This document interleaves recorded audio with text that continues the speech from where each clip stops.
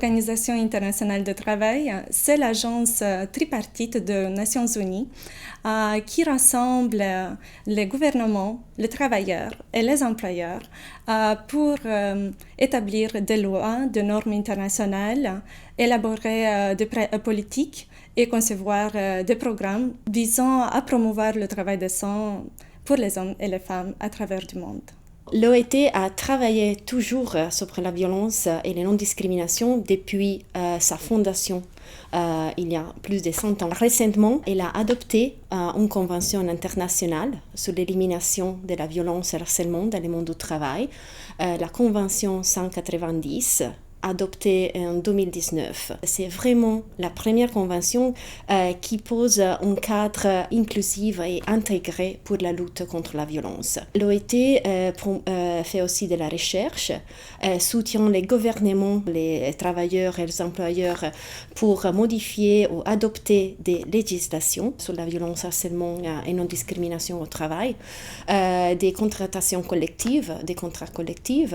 On soutient la recherche, la base des données, et on fait aussi des projets sur le terrain pour aider à créer un monde basé sur le respect et la dignité pour tous.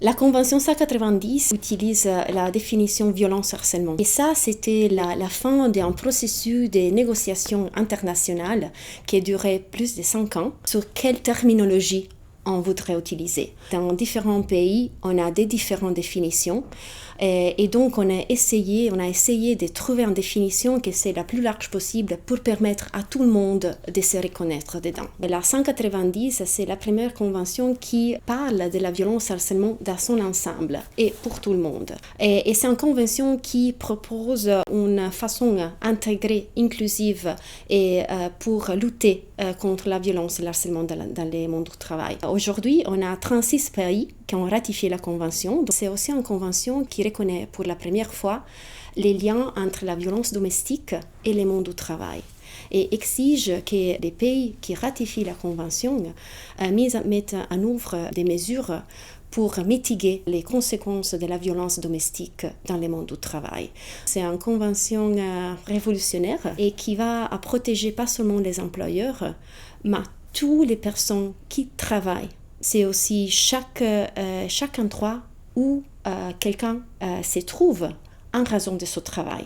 Les transports pour aller dans la maison au bureau, les cours de formation, c'est aussi la maison. Donc, tous ces endroits qui sont liés au travail sont inclus dans la Convention.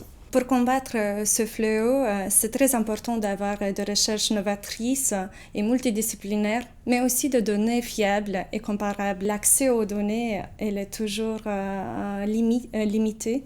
Donc, c'est très important de soutenir un développement de mesures et un concept de formuler comment collecter les données.